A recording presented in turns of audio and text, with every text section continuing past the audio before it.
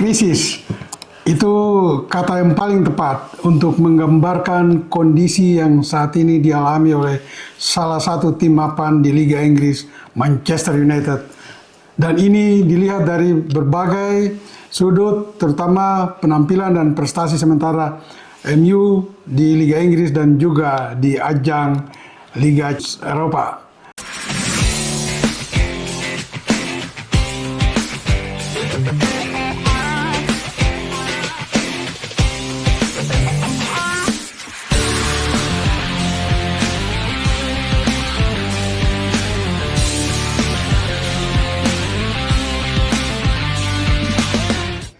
Bagi semua rekan sahabat Rai Soccer TV, ikuti terus analisis Bung Yes dan jangan lupa like, comment, and subscribe. Mengapa saya katakan MU saat ini sedang dalam posisi yang krisis betul? Ya karena kita lihat bahwa di Liga Inggris dalam beberapa kali penampilan terakhir, katakan ya dalam 4 pekan terakhir, mereka kehilangan 8 poin. Ya dari seharusnya 12 poin. Juga di kancah Liga antar klub Eropa, mereka pun tidak memperlihatkan prestasi yang membanggakan. Dan ini dampaknya tentu sangat tidak bagus bagi pelatih Erik ten Hag yang digadang-gadang bisa menaikkan prestasi MU di Liga Inggris, tetapi ternyata tidak. Bahkan di musim lalu mereka ada di posisi ke-8 dan saat ini ada di posisi 13 setelah menyelesaikan 6 pertandingan.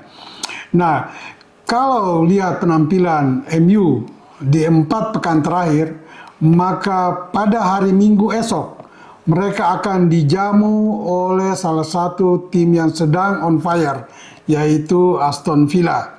Nah, kalau dilihat dari 4 pekan terakhir penampilan MU, maka ini tentu tidak menggembirakan. Di awal September mereka digebuk di kandang sendiri oleh Liverpool dengan skor 3-0. Pekan berikutnya dengan kemenangan bagi MU ya 3-0 atas tuan rumah Southampton. Tetapi mereka kemudian diimbangi oleh Crystal Palace dengan skor 0-0. Dan di pekan kemarin ya mereka kembali menelan kekalahan telak di Old Trafford. Dan itu adalah mimpi buruk yang dihadirkan oleh Tottenham Hotspur yang mengalahkan MU dengan skor telak 3-0. Dan dalam pertandingan itu sendiri kita lihat bahwa MU memang sangat mengalami krisis kepercayaan diri. Dan kali ini atau hari Minggu esok mereka pun akan mengalami tidak saja krisis kepercayaan diri, tetapi juga krisis pemain, di mana salah satu pemain andalan mereka dan menjadi otak serangan di lini tengah, yaitu Bruno Fernandes, tidak akan tampil karena pekan lalu mendapat kartu merah saat menghadapi Tottenham Hotspur. Fernandes sendiri di pertengahan pekan ini lagi-lagi mendapat kartu merah saat MU bertandang ke kandang FC Porto Portugal dalam ajang antar klub Eropa. Dan ini membuat kondisi internal MU tentu saja tidak nyaman menghadapi partai Liga Inggris pada hari Minggu esok. Dan ketika melawan Porto pun kelihatan krisis kepercayaan diri ini semakin jelas. MU lebih dulu unggul 2-0 atas tuan rumah Porto, tetapi kemudian Porto berbalik memimpin dengan skor 3-2. Masih untung bagi MU karena di menit terakhir sundulan pemain belakang Harry Maguire bisa membobolkan gawang Porto sehingga menyamakan kedudukan 3-3. Nah, bagi pelatih Erik ten Hag sendiri, kemungkinan besar posisinya akan dipertimbangkan. Kalau hari Minggu esok mereka tidak bisa meraih poin penuh atas tuan rumah Aston Villa, dan itu memang akan sangat sulit. Mengapa saya katakan sangat sulit? Karena prestasi Aston Villa pun sedang hebat-hebatnya ya. Dari 5 pertandingan terakhir mereka hanya sekali bermain imbang, tetapi mencetak 4 kemenangan beruntun dan satu-satunya kekalahan dari Aston Villa ketika mereka digasak oleh Arsenal 2-0. Dan 4 kemenangan dan 1 hasil seri itu membuat Aston Villa sekarang berada di posisi kelima, ya, di bawah Liverpool, Manchester City, Arsenal, dan juga Chelsea. Dan Aston Villa sendiri yang ditangani oleh pelatih Unai Emery asal Spanyol di pertengahan pekan ini membuat kejutan dengan menghantam atau menaklukkan salah satu raksasa Eropa, Bayern Munchen, dengan skor 1-0.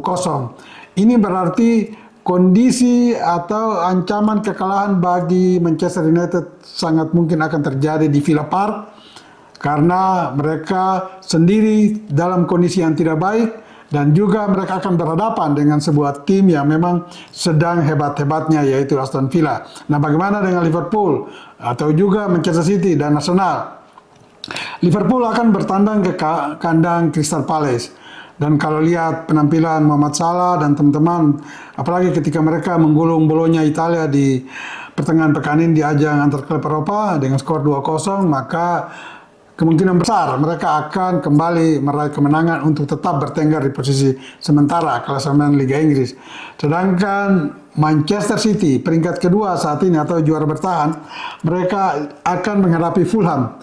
Nah, ini tentu hati-hati bagi Pep Guardiola dan timnya, karena Fulham pun sedang bagus-bagusnya, dan kondisi kelelahan, kecapean dari Manchester City ini bisa menjadi musuh kedua bagi mereka kalau mereka tidak hati-hati dalam memainkan tempo permainan.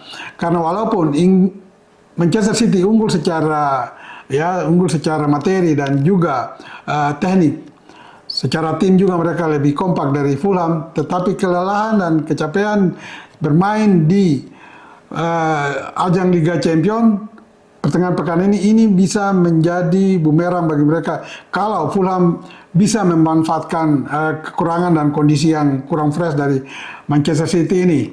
Hal yang sama berlaku bagi Arsenal. Beruntung bagi MCT dan Arsenal, mereka bermain di kandang sendiri, dan Arsenal pun akan menjamu salah satu tim yang lemah, yaitu Southampton.